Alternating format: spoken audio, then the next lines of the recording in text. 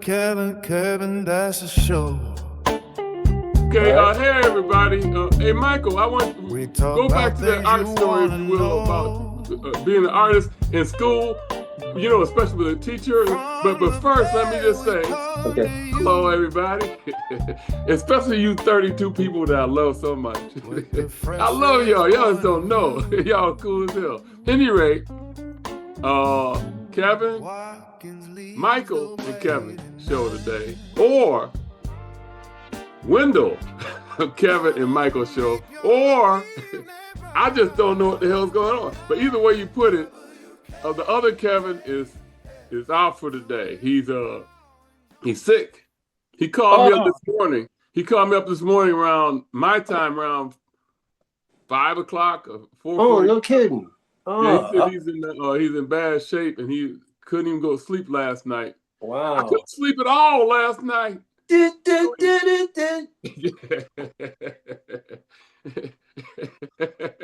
Hey, Kevin Robinson, you guys look at your face like you just lost your best friend. What happened? You all right? Oh man. Oh, okay, you're all right. Never mind. Oh, you talking about right I couldn't sleep at all last night? No, I couldn't sleep at all. I couldn't sleep at all the night before last. Okay. You don't have that Detroit sickness too from all the bad air and the Detroit breakdown, and the Hershey squirt down. I went downtown.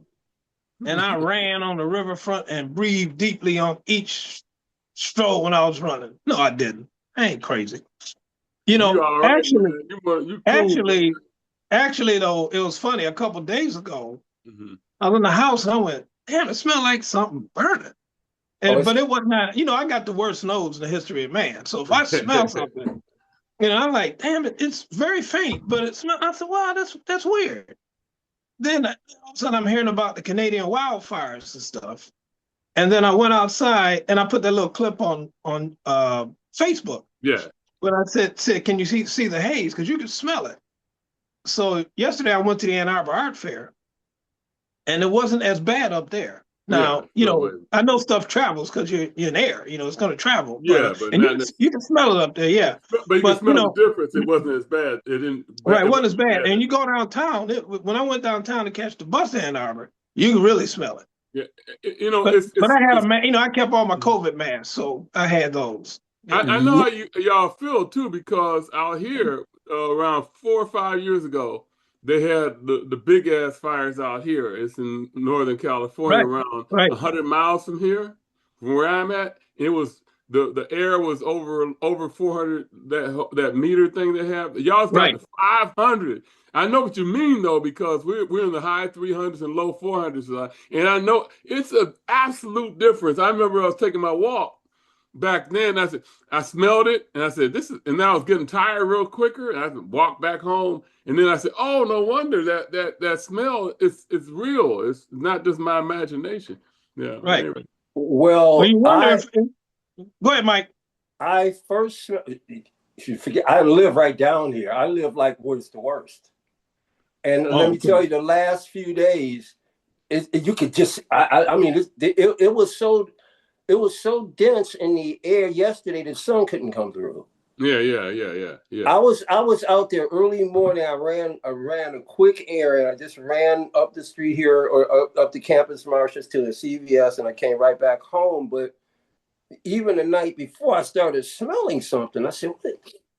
Yep. And then by the morning, I was like, when I stepped out to go to there, and I was waiting on the queue line, I'm like, okay, this got to be wildfire hookup. And then I watched the news when I came back.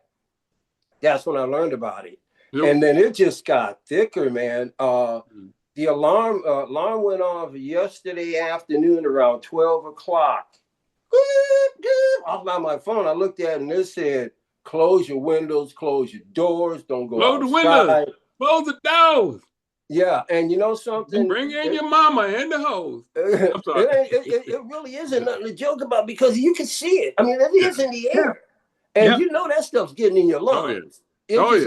So and man, you had to close stuff up out here because your whole place is gonna smell like smoke. Oh yeah. It's been that bad down here.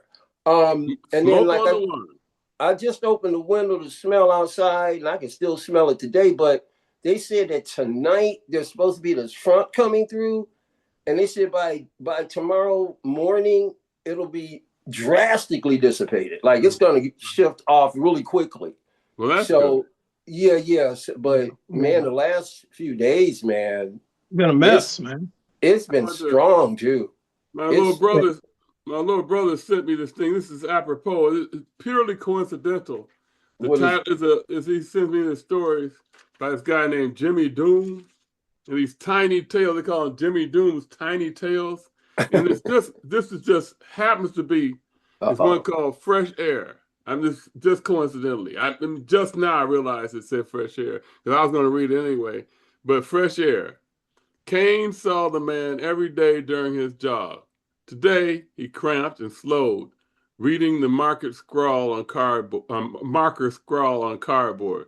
Please help me feed my cats. Where do you keep your cats if you're homeless? Cain asked. I'm not homeless, just jobless. I have a trailer home in Creekdale, 6 blocks that way. He said, how many cats do you have?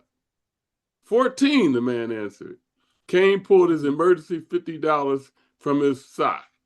You're here all the time. Get some food. Spend some time with your cats, he said. The man scowled.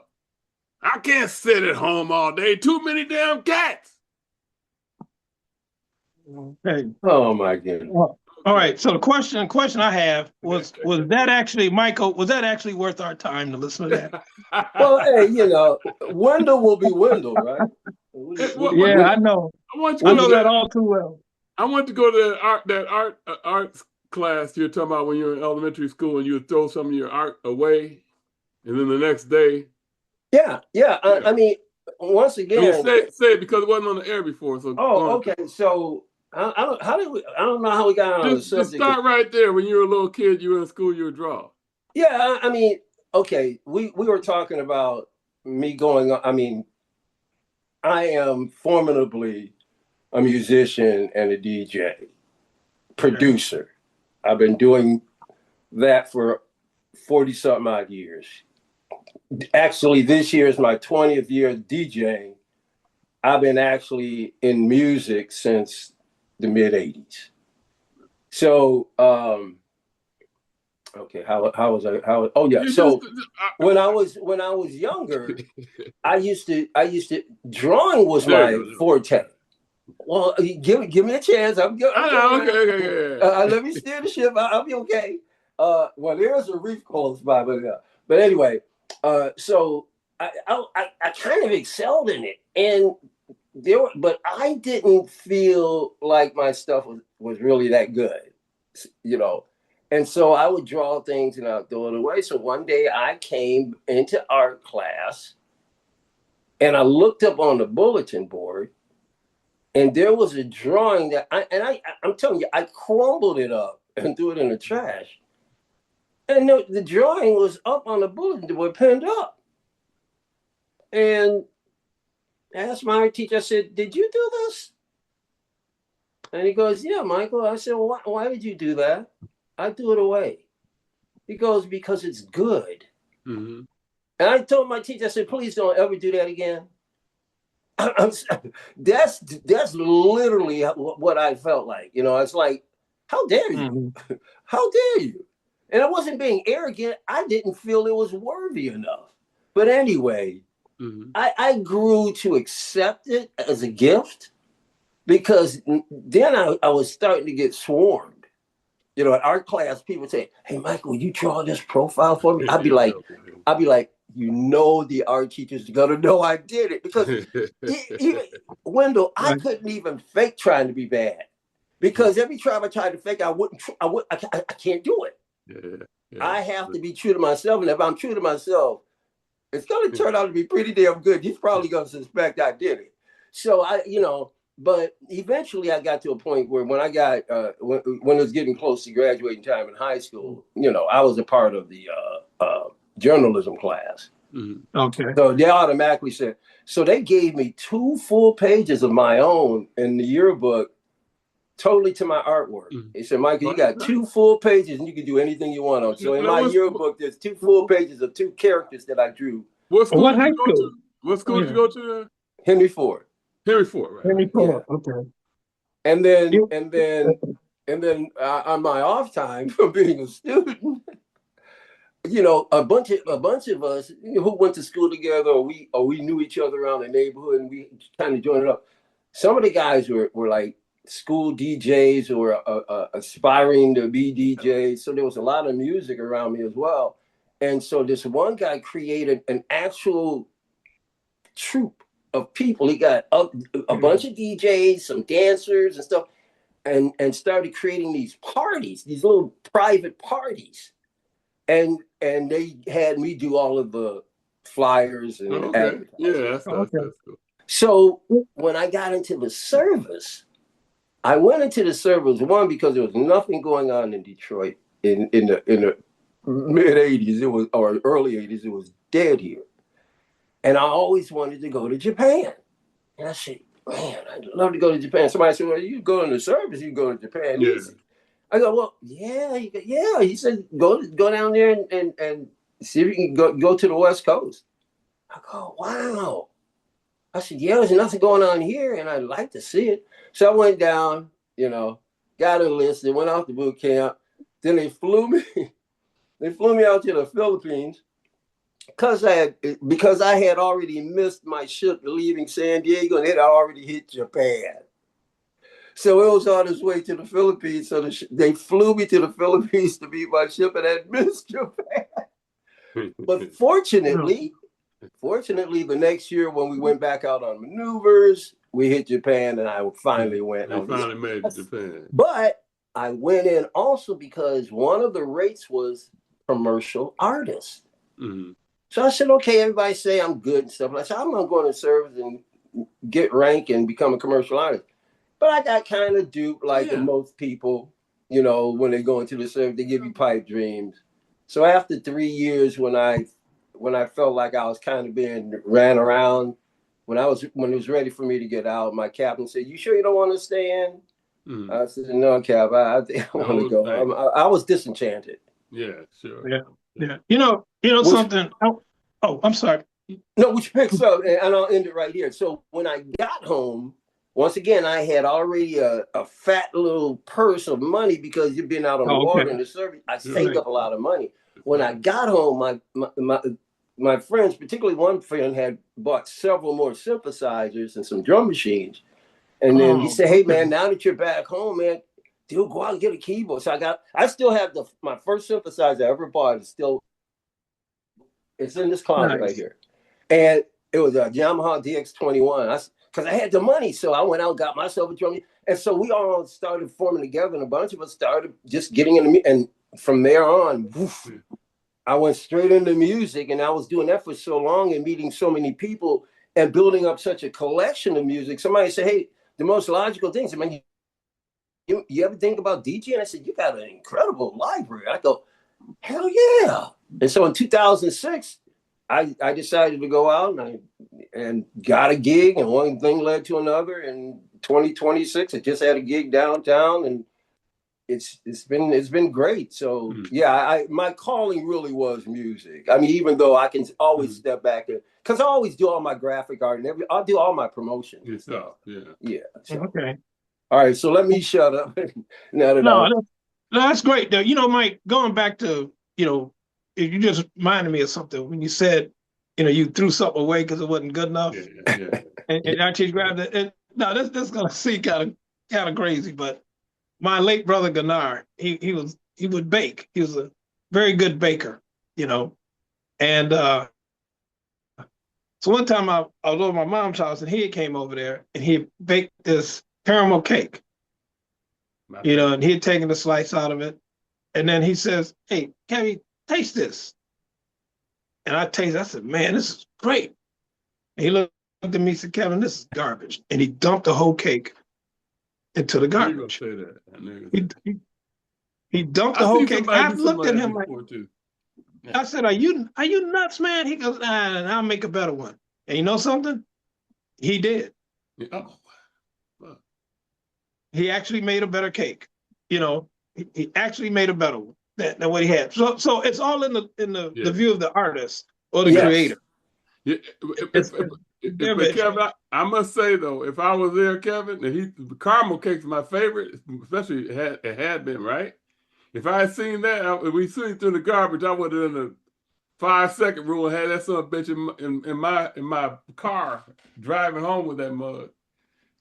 Get in my mouth. Get in my belly. Yeah, man. But I know what you mean. I've seen that before. I've seen that before. Yeah. Somebody makes something. He's like, oh, it's not. It's not. Hey, man. It's what they think, though. They know what they want. They know exactly what they want. It's a chef. You're a chef. You're an artist. You're a musician. I don't give a damn what it is. I mean, it's you can look at it and go, man, this is great. And they go, man, it's okay. Yeah. And a lot of times, if they improve it, you go, can you hear the difference? You go, yeah, okay. Oh, absolutely. Next time, give me both of them. Yeah. I mean, I didn't like seeing the cake going to the garbage. No, I know you didn't. No, but it was good enough for me, you know. Yeah. But I always thought, though, that would have been great if I'd have known, Michael, if I'd known you back then, you would throw it all your art out, and I would grab it and stuff and frame it, and then he'd come back and said, Kevin Robinson has $85 million worth of art from this guy that went to high school at Henry Ford. He just sold it all and disappeared. But once in a while, he'll send him a voucher to go to the record store and go buy $10,000 worth of albums. I tell you this, I'll never question the chef. Never. Hey. That's funny. What is it? Let them cook. Right. Cook. But you know what? They have their taste, but I got mine as well as a consumer. That's true. So if I don't like, you don't have to be crazy about it. If it's something that you don't like, if it's I just went to the art show, man. I see 95% of the stuff I see up there. It's not anything I would care to buy, right, or collect. But, you know, if it was a Monty Python routine, he would have given you the plate, Kevin. You would have put it up. You would have taken a forkful, put it up to your mouth. He would have tasted it, went like this, threw it down, and go, no, and slapped it out again. And that would have been John Cleese. That would have been John Cleese. Yeah, John Cleese would have been doing it. And it would have splattered all over himself too. You know, because he would do stuff and then fire back on him. If it was the Three Stooges, who have been they wouldn't have done it. They would have ate it. Right. That would have been a whole different. Oh, by the way, you would have had the cake in your hand like this, and he said, "Put it down." You know, yeah. Put it down. That's the funniest thing. The funniest consistent thing about Three Stooges over the years. One thing that's always funny is Moe's voice. Dude. Funny as hell. He got the best delivery in the world. All these years later, I don't care. If I turn on the Three Stooges, man, I'm still howling. Yeah. The comedy is just it's eternal. I mean, I'm still howling the same way I did 20, 30 years ago when I see some of the stuff they did. Yeah. They were so brutal. I loved every brutal minute of it. Yeah, they're very I mean, they would casually club each other with hammers on the forehead. You know, it was nothing. It was a different kind of physical humor with Curly than was the Shemp too. Oh, right. Well, Shemp was much more just straight up slapstick and violently treating his body like a piece of shit. Well, you know, Shemp would. Curly would get Mo to do a lot of physical stuff to him. Exactly. Shemp always just threw himself into physical stuff. I was about to say he was clumsy. Curly was not clumsy. No, but Shemp was much more a stunt man. And absolutely. The flips he made were like ridiculous. And he'd land on his back constantly. Solid. In his 40s. And he was in his late 40s when he was doing most of that stuff. Man, his wig was out cold, man. He had a cold wig, bro. That haircut was dope. More grease per square inch than that head. No, man, it wasn't a whole lot of grease in it because it was No. He had greasy hair. Oh, yeah. His hair was just, he's a greasy dude. No, I'll tell you what, man. What? Something that will crack me up to this day, like a 10-year-old. Bar none. Okay. And to see Herman Munster get hit by a car and the car fall apart. I thought you were going to talk about running fast. Running fast too, but I was watching the Munsters, and Herman that Munster go home, and the movie was terrible. Oh yeah. Oh yeah. I love that. But at the end, Herman is standing there, and the woman that I guess she was mad at him, and she's in a sports car, and she hits the gas, and Herman's standing there, everybody, get out the way. And Herman's dumbass is just standing, And then this little sports car looked like a little Fiat, runs into Herman, and she flies straight up in the air. And then the hood comes up, the tires fall off. Man. I mean, unbelievable. And what was Herman doing? He just stood there, right? Just standing there, like like nothing happened. Like what happened? What happened? Yeah, what's up?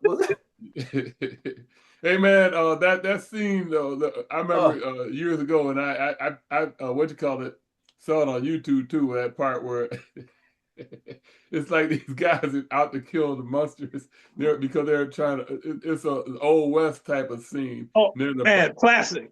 Yeah.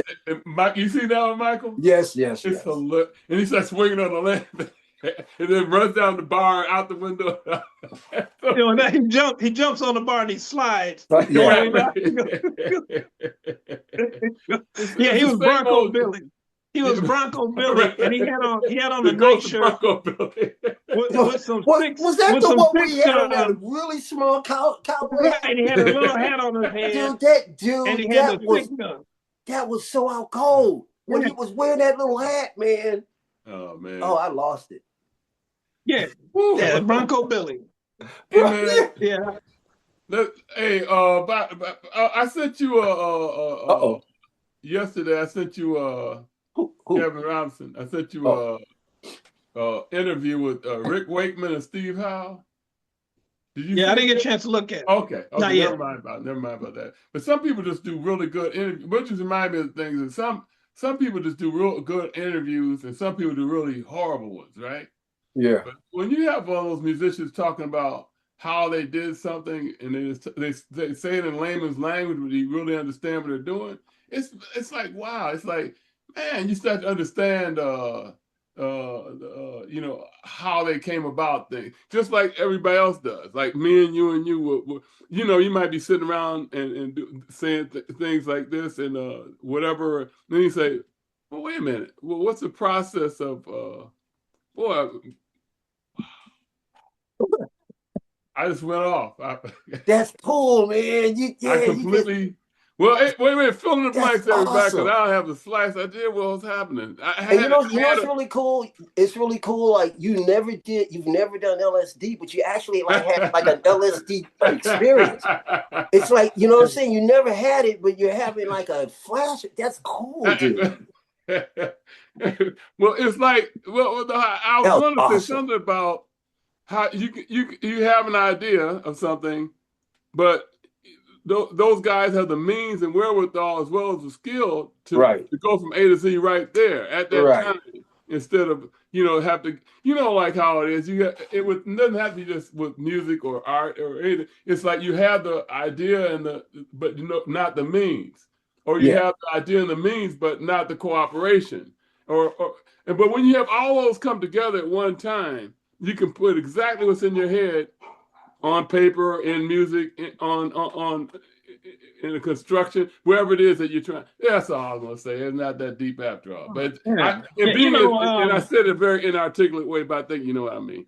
Yeah. Were they talking about Tales from Topographic Oceans by any chance? They're talking about what they're doing during that tour. Yeah. I was just about to bring Yes up, because I mean that's the one band, or one of not too many bands, that just like they had, and very early on, they had a lot of carte blanche.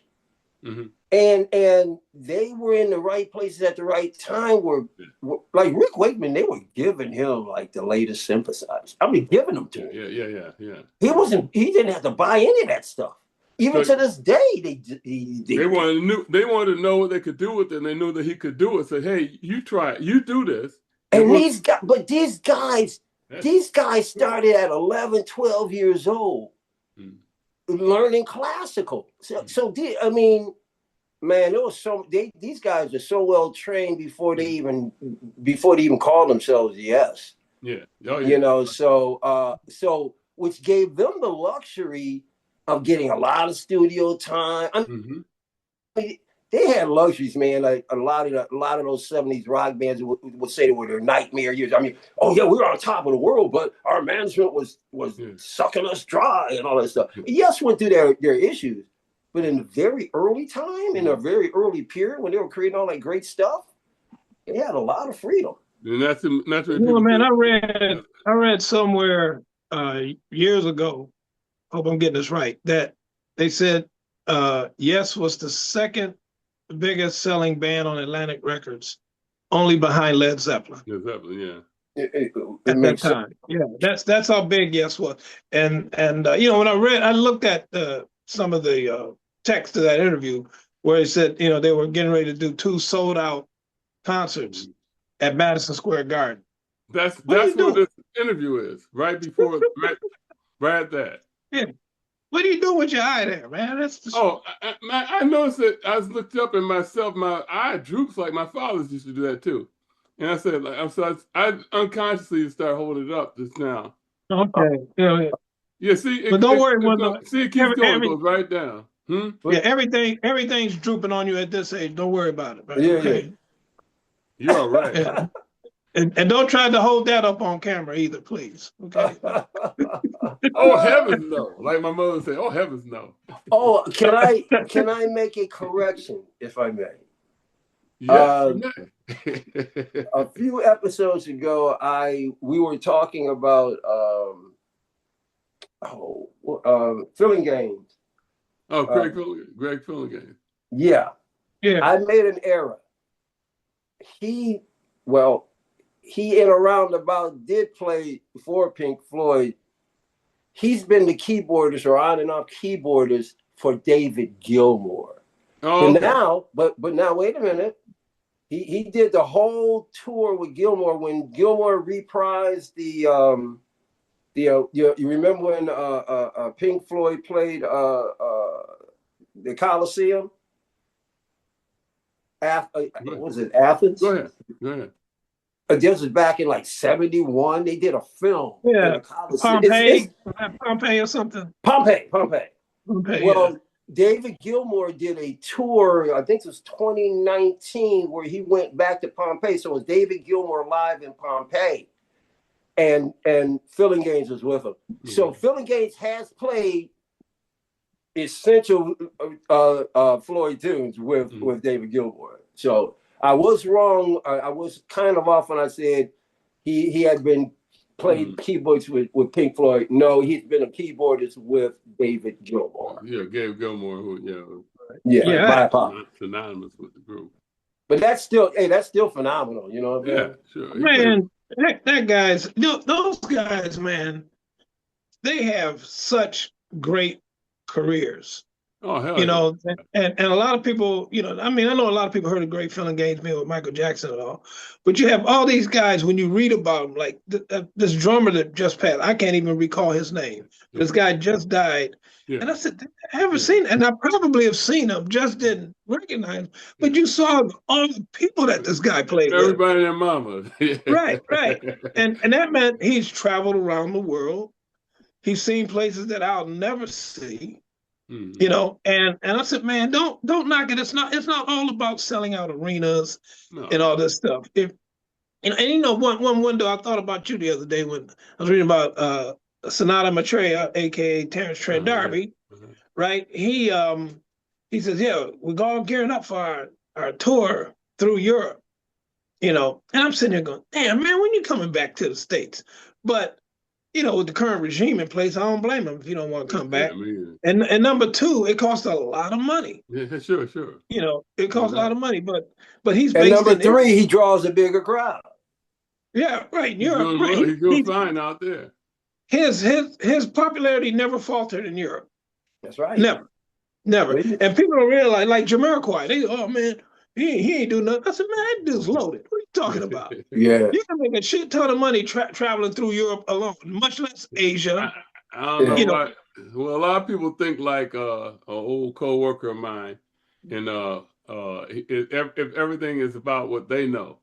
And if they don't know, that means you ain't. Oh, a quick story on that. That's a friend of mine I used to work with. He talked like this. He talked like this. And so he said, man, Stevie Wonder, the first man ever to play a synthesizer. And I said, that's not true, man. I don't want to say his name. I said, that's not true at all. He goes, yes, he was. I said, man, it's Robert Moog developed the synthesizer. That was like before, obviously he played it first. But after that, there was a whole bunch of people that played the synthesizer. He said, well, that made a record. I said, well, yeah, a lot of people. He said, that sold some records. I said, you ever heard Emerson, Lake and Palmer? He goes, no. He said, I said, well, they were using synthesizers before Stevie started doing it on his. He goes, okay, Wendell. The first one I ever heard of. Right. Thank you. You should have said that in the first place.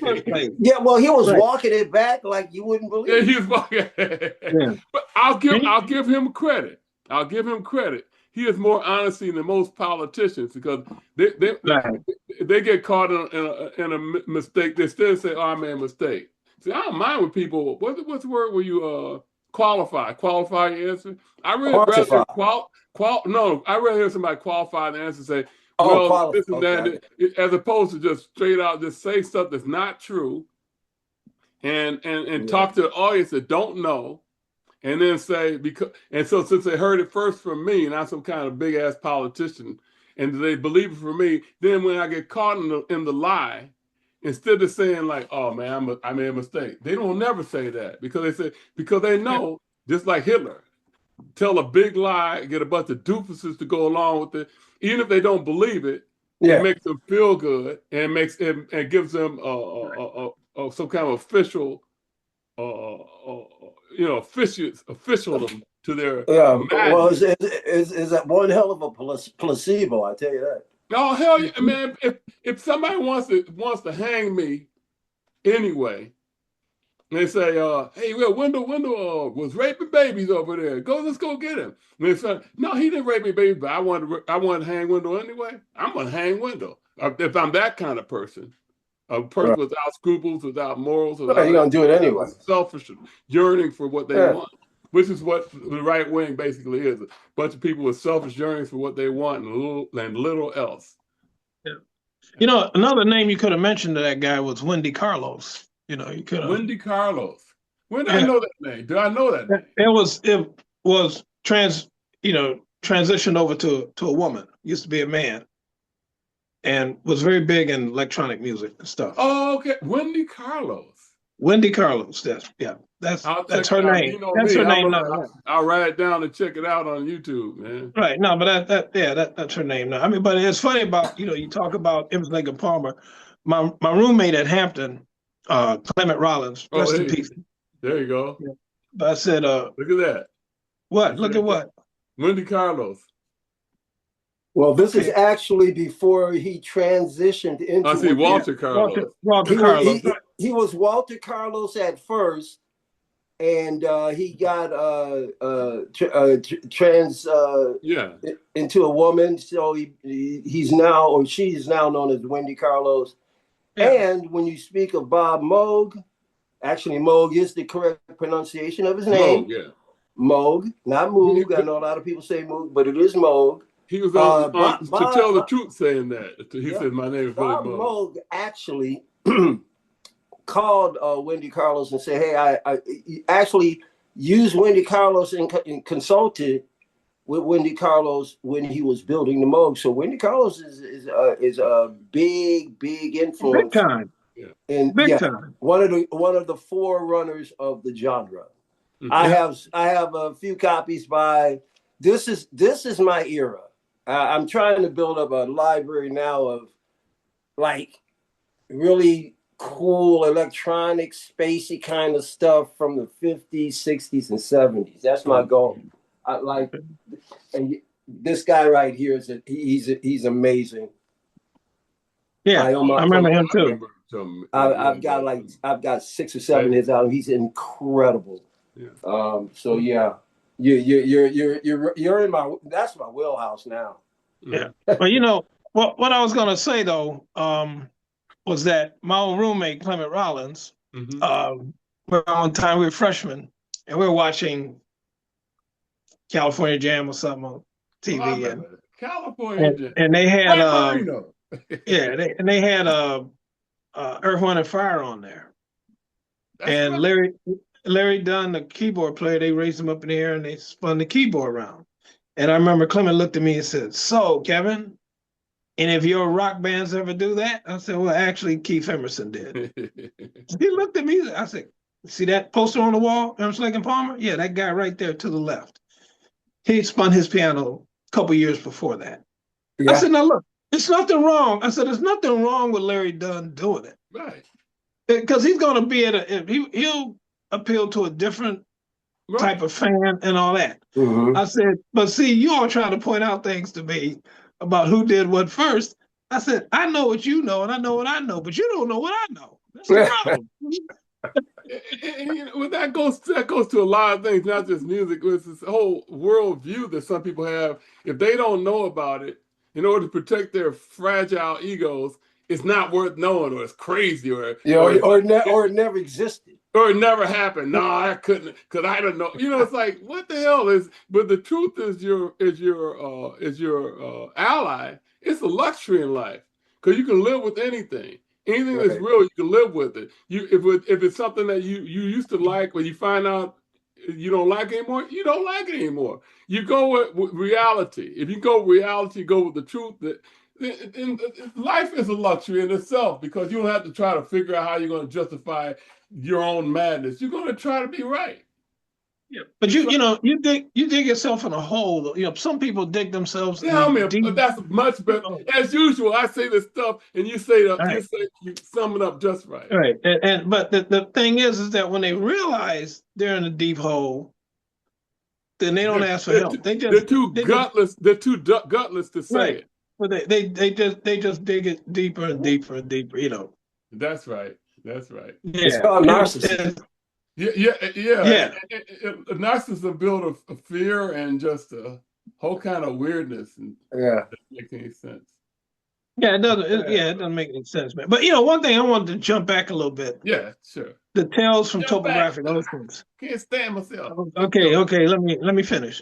Tales before I forget. Tales from Topographic Oceans. I know that Rick Wakeman did not like that album. Right. Oh. He didn't like, and that's one of the reasons why he left. Okay. He didn't like that album. Now, personally, I love that album, and I remember going to the tour and seeing the tour, and then one time I was on YouTube, and it had Tales from Topographic Oceans live at Cobo Hall, Detroit, 1973, whatever it was, 74, and I said I was there. And I sat there and I actually listened to the whole concert.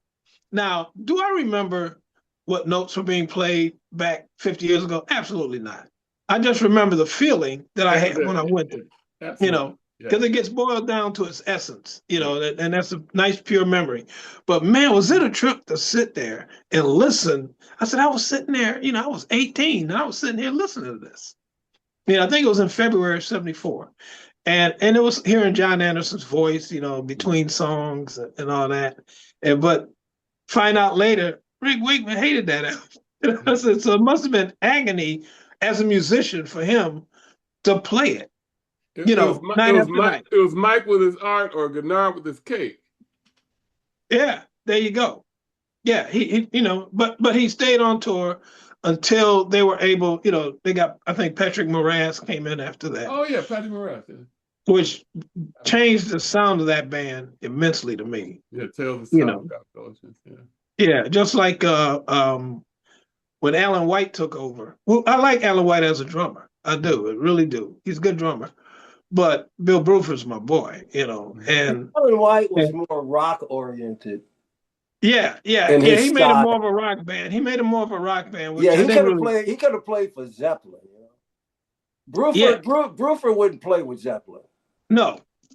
Alan White could. Alan White absolutely could. And you know, and I saw him with Chris Squire in Redondo Beach, California in '92. Oh my goodness! That was Redondo Beach. It was those two without the rest of the Yes guys. Right, I forget what the rest of the band was. Yeah, it was just them two and Chris Squire. It was Chris Squire's gig, and he had Alan White with him. You know, Tina was living out there then, Wendell. Tina was living out there, and I was going to visit her. You know, right there you go. I'm sure he did. I'm gonna say, why don't you get your ass out here, man? Visit out here, man. Knucklehead. Yeah, you know, I gotta travel, man. My daughter gonna kill me, you know, because I was with her yesterday. We went to the Ann Arbor Art Fair together. Oh, which it was so much fun because you know, she was so gracious, you know, go with the old man. Because I used to drag her to art fairs when she was a kid, and she did not like them. Now no, she didn't. No. He said, Daddy, you talk to every artist here. It's taking too long and all this. But yesterday we went around, and I specifically wanted her to meet three artists. You know, Richard Meyer from Santa Fe. He you know, I've been buying from Richard for almost 25 years. Mm-hmm. She met him. This is the daughter he always talks about. And then Luis Enrique Gutierrez from Nicaragua, who met Tony when Tony probably was around 13 at the time. You know, so he hadn't seen Tony in years. Yeah. So that was nice. And then Jeff and Angela Welty, she's from Taiwan. He's from here. Jeff's he sells jade and stuff. They hadn't seen her in years. And the funny thing is their daughter is 26. Mm-hmm. And so when I used to take Tony, when I first met Jeff, he had these two little kids there. And now his daughter is living on an organic farm in, did you say Bellingham, Washington? Wait a minute, right? Bellingham? Yeah, right. Bellingham. You know, that's where Dick and Gretchen are from. Yes, right. Tony was born there. Huh? Tony Davis was born there. I know. Now, when Audrey was here and I talked to her and I said, I was telling her about, I told her about that, but I said, yeah, you were born in Bellingham. She goes, no, I was born in Seattle. Right. And I said, what? I said, I never knew Audrey was born in Seattle. Yeah. You know, but this young lady, I told Tony, well, go visit her. You know, go visit her. She wanted to work on this farm. They grow all these organic vegetables. That's perfect, man. And she loves that kind of stuff. Yeah. And I said, that's cool. I said, but you know, you ought to, if it's not that far away from you, go on up there and visit her. She'll welcome you just like she knew you as an old friend. That's so you know, because they know that she knows me. She knows her, you know, I know her dad and her mother. Yeah, go on up there. You might sit up. Tony is universal. One of those people like my old friend Marvina. She's one of those people that's universally, you gotta like her. Anybody that doesn't like her, there's something wrong with them. Yeah, man. I mean?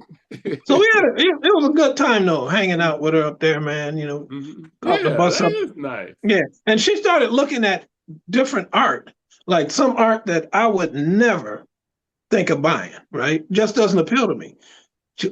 I like that. And she would go over there and look at it. And I said, oh, look at this. Yeah. See there, finally wore off on you. She said, well, if I come here next year, you know, I'll have to save up some money so I can, you know, buy a piece here and there. I said, yeah, you know, you don't have to start off with the large scale pieces. I started off with those $50, $60 pieces. Something you like that you can afford. That you like, yeah, and if you can get those two things in line, you're good. But see, and I told her, I said, you know, sometimes you tell me, Daddy, you talk to these artists because you build relationships with them. You know, and it's more than just art. A lot of these guys, I remember last year with Richard, I bought a couple pieces from him, and I came back and I was looking at this other piece. Oh, man, and Richard looked at me, he said, Kevin, I said, yeah, he said, you don't need that. Just like that, he said, you don't need that, man.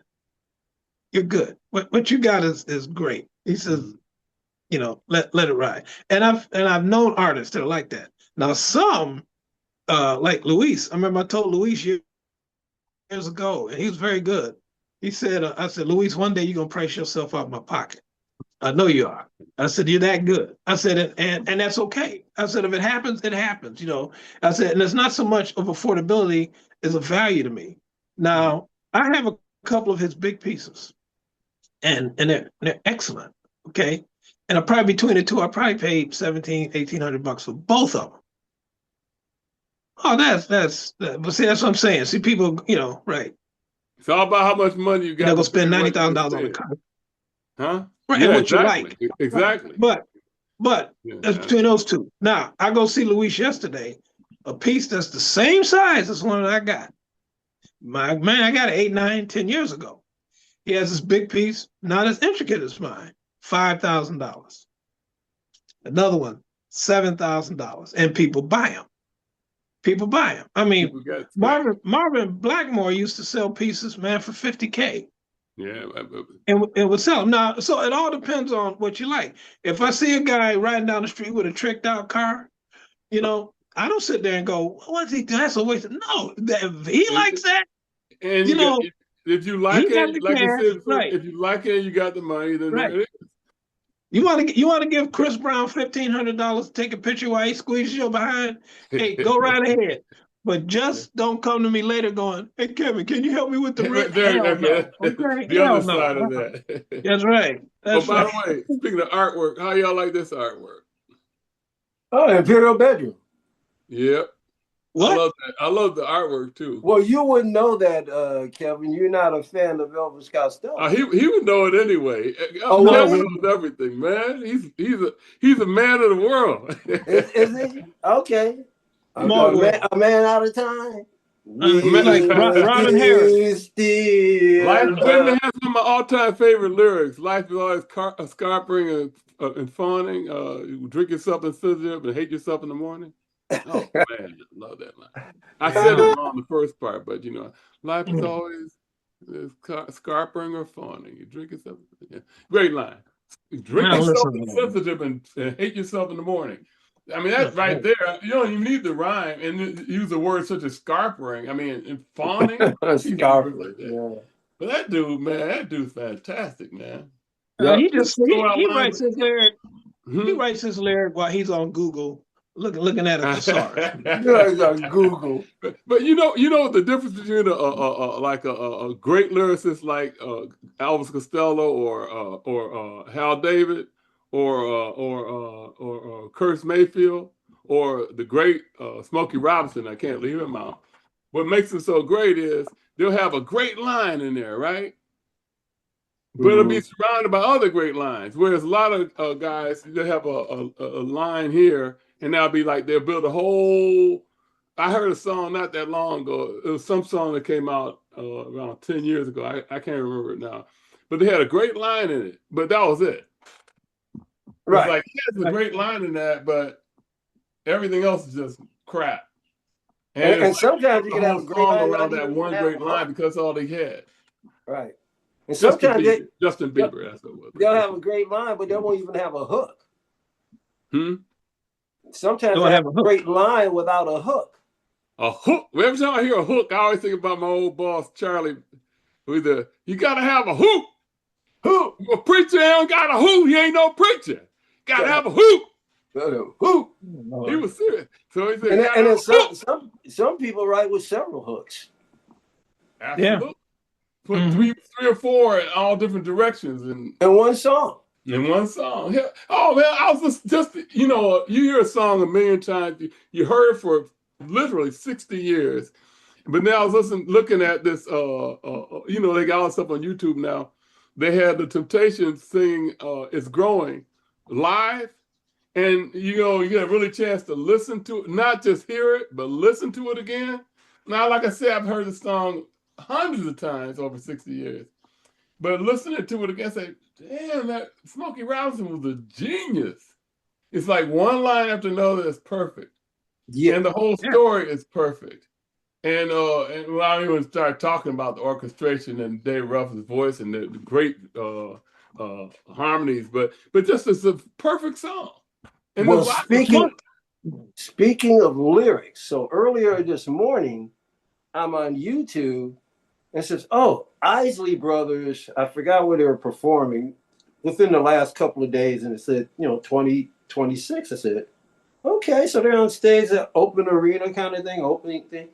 I click on it, and they're of course playing their stuff, and I'm watching, him and Ernie. I'm like, wow, man, it's like, wow. And Ernie gets on the mic and he goes, "Yeah, we want to thank everybody for being with us for," he goes, 68 years. Yeah, I'm saying, because they're playing the late 50s. Yeah. And my mind just exploded, because being a musician and have been in a band before, it's so unfathomable how many decades that is, and that you're playing. It's mind-boggling. Yeah, Audrey saw them last year too. She saw them on one of those boat cruise things. Ernie still sounds pretty damn good. Oh, Ernie's bad. Ernie, he's still got it, man. But what they were saying, we go back to the lyrics. Man, they did such a great rendition of "Hello, It's Me." Oh, okay. Oh, yeah, yeah. Beautiful. Remember they did it? There was which Isley Brothers album was that? It was one of the earlier ones, man. They did Todd Rundgren's "Hello, It's Me," and so I love that song by anybody. When he did it live, I was like, oh yeah, he didn't do the whole thing, but he kind of did a variation of it. I forgot about that. And then I went into my archives and I pulled out, I had my digital, and I pulled out the Isley and I listened to it again. I went, man, they tore that song up, man. They did an amazing job with "Hello, It's Me."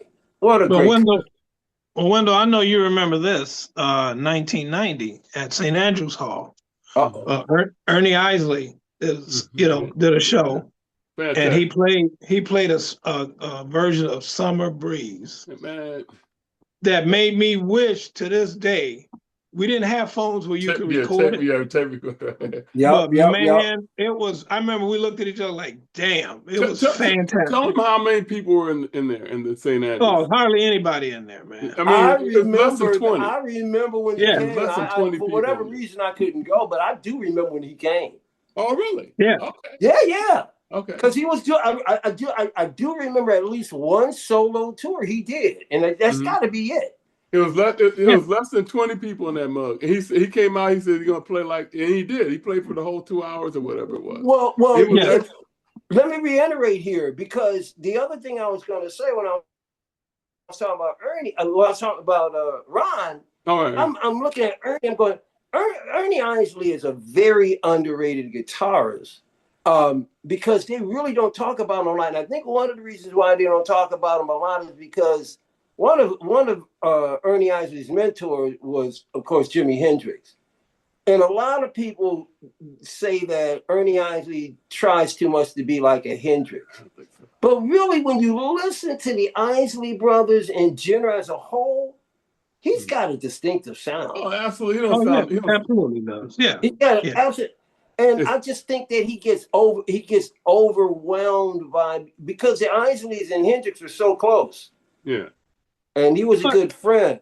And I think he's somewhat mentored by Jimi. Yeah. So people just they don't bring him to the forefront as they should, I don't think. Yeah, but Robin Trower caught the same flack about that. And but when you go back to the Isleys live with Ohio, when Ernie plays that's Hendrix. No, it's not. No, not even that. No, it's not. Especially the treatment is totally different. Totally different. It's totally different. Way more tenure, way more high. Yeah. It's not but they like to, it's easy to lump people in and dismiss them, because Robin Trower caught hell for that. And but now you look up here he is closing in on 80, still jamming. All that stuff about who's the best and all that. I remember Zola used to tell me that. She says, "What is it? Some of you guys, all y'all talk about who's the best. Said, do you like them all? Just like them. What you have to find out who's the best." Yeah. And I'm 100% with her on that shit. That stuff is stupid sometimes. Sometimes. Man, y'all got y'all all the time. Yeah, it's not as good as the one. Okay, all right, I don't care. Okay, you guys good too. Okay, I like everybody, but it's bad. It's bad. It's okay when you're a kid doing that. If you're 14 and my wrestler is better than your wrestler, yeah, right. Nah, you're 45 years old. Ric Flair's okay, man. Calm down. You know, we're not kids anymore. All right, call it a day. Man, I tell you, Robin Trower's Bridge of Sighs, man. That's a badass I bought that when I was a teenager, man. I played that sucker to death. Bridge of Sighs, Day of the Eagle. Yeah. Oh, that's one of the greatest guitar tunes ever, man. I don't care anybody say Robin Trower. Wait a minute. Simply back to early 70s rock music again. I want to put one group out there between you and you. I never heard your opinion on. There's one group that I really like that I probably don't talk about a whole lot because that's taken for granted. They're so good when I listen to them. There's so much fun when I listen to them. It's T-Rex. Or anything that Mark Bolan had anything to do. Yeah, I liked them. I wasn't head over heels with them. Same here. But I liked them. I liked them enough. Me too, but I kind of don't get. There's a little too much glaze on them. It's a little too much glaze. But don't get me wrong. And just for the simple fact that David Bowie even acknowledges that he was an influence on him. Oh man, all those guys are fun, man. But that doesn't mean I have to go with the glaze. I just, absolutely. I acknowledge his place. I do, but calm down. Yeah. Well, you know, I must admit I do have an affinity for Jeepster. I do like that song. I don't believe you said that. Oh, what was? Yeah, I do like Jeepster. Jeepster's a hell of a tune. Hell yeah! And I actually like Tyrannosaurus Rex more. What he was before he was T-Rex. He was Tyrannosaurus. Sure. When he was with that other guy, it was two of them. Yeah, the drummer. I can't. Yeah. So, but the thing I like about a lot of groups like that I know that y'all aren't crazy about, but you like, all right, like Underground and like Mount the Hoople or T-Rex and even people that are a little more serious like Spooky Tooth. The thing I like about groups like that is I can listen to them, it's no problem. I can listen to the whole album, and there's nothing on there that makes me cry. Right. Same with the Jefferson Airplane. I can listen to the whole album, and I know I'm gonna get different things, or at least slightly different things, and it's all gonna be I'm smiling the whole thing. You know what I mean? Yeah. It's like Charlie Parker. You can't hear anything bad from Charlie Parker. You just hear something you like better or worse. Right. You know, man, with Jefferson Airplane for me, man, it's Jack Cassidy, man. Jack Cassidy. That bass on those tunes, man. It's like, where did this guy come from with this damn bass tone? Crazy. It's almost like he was playing lead bass. And the other guys were, Kalkinen and all of them are bad, but you're right. The bass is but that bass, man, carries everything. And the drummer wasn't spectacular in Spencer Dryden. He wasn't a spectacular drummer. Eskimo Blue Day, man. Yeah, but even the runs he made on Somebody to Love, the bass runs on Somebody to Love, it's just Grace nuts, Slick can sing too. Grace Slick can she can sing her butt off, man. Yeah, they were. That's my girl, man. Oh, did you know? I just found this out too. Thank goodness for Facebook Reels. I pick up different things and it'll lead me to stuff I can see the whole thing on YouTube. I didn't know that Betty Wright sang on "Dance with Me." That Peter Brown song, that disco song. Dance with me, I wanna be your partner. Can't you? No. Oh, which one? That's Orleans. There's a. If you wanna come on and dance with me. Oh yeah, I know that one too. Come on and dance with me. Yeah, that's Betty Wright singing. I didn't know that. You were sounding like Dancing Queen there when you were singing that, man. It sounded like ABBA. You know what? That's a guilty pleasure right there. I love Dancing Queen. Hey, dude. Hey, yo, Dancing Queen. I love those ascending and descending chords on a piano instant hook. Wendell, Dancing Queen is a dope ass tune, man. I like it. Yeah, they're good. They're a good band, man. Oh, that song though, it's just something about it's so uplifting. I agree. It's simple hooks and they know what they're doing, but it's still. But I'll tell you another. Okay, we're going through this. Okay, I'm going here and there. Okay, number one singer for taking a horrible tune or a creepy tune and making it great, but he couldn't do it with what's that famous Captain Tennille song? "Love Will Keep Us Together." Even he couldn't make Love Will Keep Wilson Pickett. Yes. Wilson Pickett. Yeah, that's a song that's hard to groove. Wilson Pickett could make anything sound great. Like he took Sugar about Archie's and made it funkier in the hell. But he couldn't do anything with Love Will Keep Us Together. I would like to see Wilson Pickett do Sweet Leaf, Black Sabbath. Oh, wait a minute. Man, we know. And Mike, you probably know too. But you take Wilson Pickett, he did lots of rock covers. Yeah, lots of rock covers. Yeah. If he had got in a band, a rock band, hard rock, man, that would have been the baddest ass shit in the history of the United States of America or the world. Well, man, you know that he was a great rock and roll singer. He did a tune with Dwayne. He did a tune with Dwayne Allman. He did a tune with Dwayne on Hey Jude. Hey Jude. He did with that, right? And what was funny though is when you read the comments, some of the comments on there, and people are like, I don't play the color card. Nah. You hear people, oh man, what was he doing on that? He just overdoing everything. It's like, what the hell are you talking about, man? Paul McCartney said the best Hey Jude he ever heard by far was Wilson Pickett's. He said unequivocally. And he believes he knows. He wrote the damn thing. Right, but you got some clown gatekeeping for not only the Beatles, but for Dwayne Allman, who was a fantastic musician. And played with all those guys. He played with those guys and played with Wilson Pickett and enjoyed the hell out of it. But some clown over here didn't enjoy it and want to say Wilson Pickett was the worst part of that. Okay. He was crazy. Greg Allman was a session musician back in the day. Dwayne Allman played with everybody. Muscle Shoals and in New York. Yeah. And he was the reason he played with everybody back full circle to is he know how to play. When you know how to play, you can play with everybody. And the more you play with everybody, the more you can play with everybody. The more you're gonna know. Jimmy Page was a session player. Jimmy Page was playing back up for people way before John Paul Jones. Yep. They made a lot of money doing it too. They just made more money with Led Zeppelin. That's all. Yeah. But still, the highest paid musicians are session musicians. Oh yeah. And they work all the time. It's steady.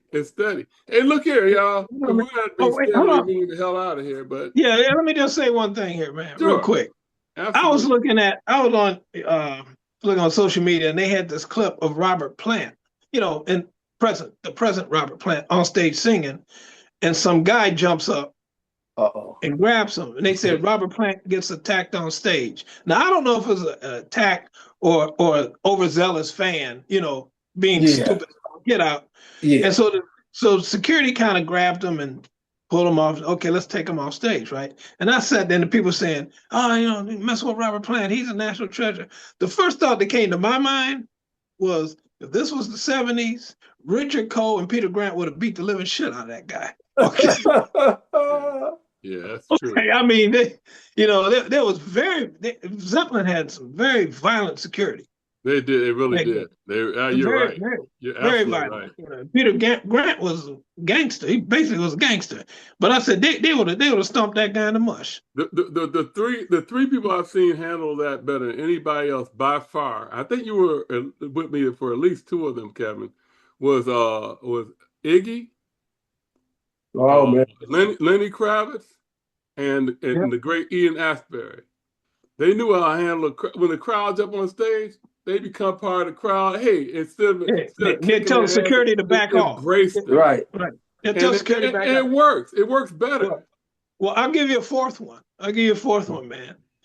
And I never got to meet him to tell him how much I loved this concert. It was Leon Russell. Yeah. Okay. Played Kobo with back-to-back grand pianos, what I believe the Reverend Patrick Henderson was playing one, and he was playing another. I have never seen women go that nuts. I am serious. They would jump on stage, they would grab Leon and just hugging him, right? And they were pulling him like this, and he is still playing and singing. And it's almost like he had a thing with, just be cool, just be cool, just come out gently, take your hand off. And then one last one, a friend of mine told me that I guess Prince's wife at the time, she was having something at Music Hall. And she said, I was there and I was waiting to see Prince walk into the place, right? Going in through the stage door or something. And she said, Prince is walking, he's walking by. And I said, that's Prince. She said, I laid out, and I hope you can see it. I put my hand on his shoulder like this. And his bodyguard came over, took his hand very gently, just went, and put it right down. And then he kept going. And I said, that's how you do it. You're not beating people up about crazy shit. Well, if I can sneak one in real quick, Morrissey's the same way. He always gets people during his concerts jumping up on stage and grabbing him, literally, But most times, they're not being. The fans know that he allows it, so they don't be too aggressive with him.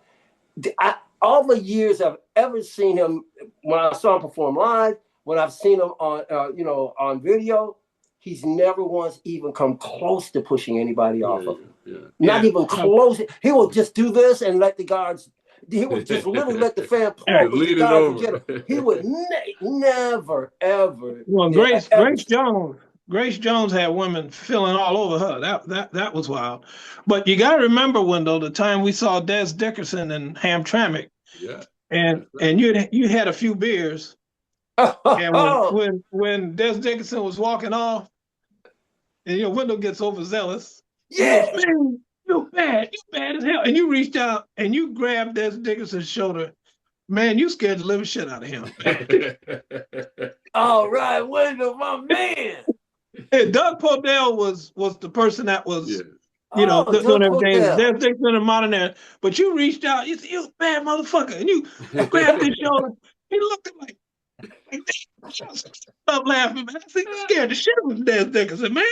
The look in your face was hilarious. Right. And he hasn't been back to Detroit since. That's all I'm going to say. No. Man, that's better than my punk rock story. Yeah. What's that? The one I told you, that punk rock story. Yeah. No, that was Bookie. Yeah, but you, man, you manhandling the axe. Well, I don't even remember. Kevin tells those stories I don't even remember.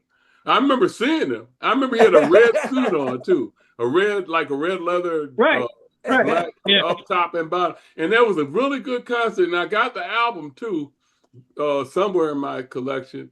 But it's a shame that he didn't get any push. No, he didn't. Oh, Mike. Hey, Mike, I want to ask you one question real quick. Yeah. Have you ever heard of a band, I believe they're out of Canada, called the Dayglow Abortions? The Dayglow Abortions? Abortions, yeah. Have you heard of them? No. Okay. I bought that album on a lark in Ferndale. And I believe last year, the lead guitarist from this punk band came to Hamtramck. But I was very hesitant to go, because I said, I don't know, man. I'm going by myself. I'll be outnumbered here. I don't, same feeling I got when Black Flag played in Dearborn in the 80s. Yeah. And so I reached out to Anderson. Who knows every punk band? Anderson. I ain't never heard of them guys. And I said, forget it. Anderson never heard of him. Anderson never heard of him. Now, if Anderson had said, oh, they cool, man, I'd have went. Yeah, I know. I'd have went. But now I know, and I feel kind of stupid about it because I said, how would it have been to meet that guy and say, hey, man, pull that album out? He probably had a heart attack. Yeah. And say, go ahead. Keep your eyes open for name. It's an interesting name for a band, Dayglow Abortions. We call what's the first? Dayglow? I think it's the Dayglow abortions. Yeah, something like that. It's odd enough, but then again, it could go either way too. So There's Dixon. I know he turned to religion. I think he's very religious now. Yeah. Yeah, very religious. Okay. But okay, man. Okay, you won't be flapping him on his shoulder anytime soon. I'll tell you that much. them days are over, pal. That's right.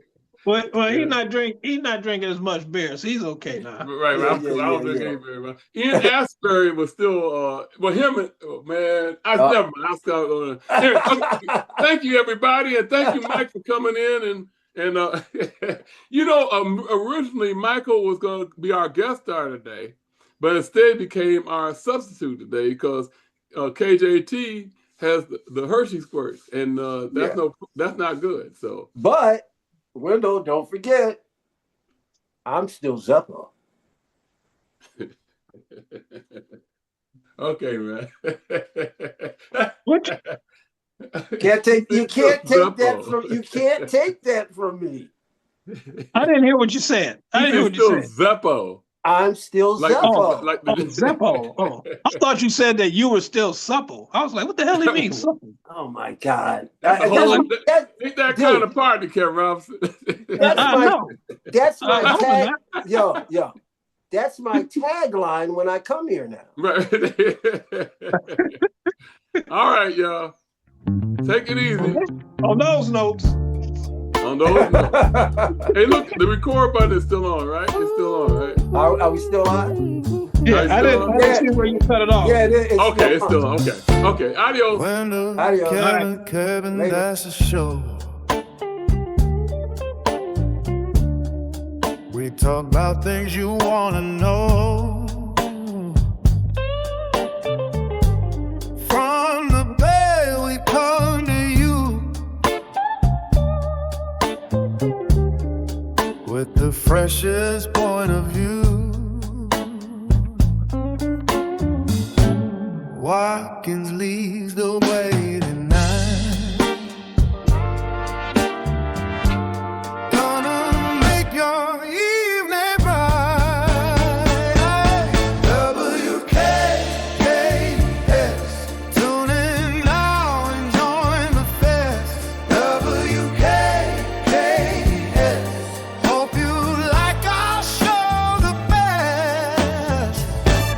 Topics flow from left to right. Day or night, we keep it tight. Sports or hearts or global news.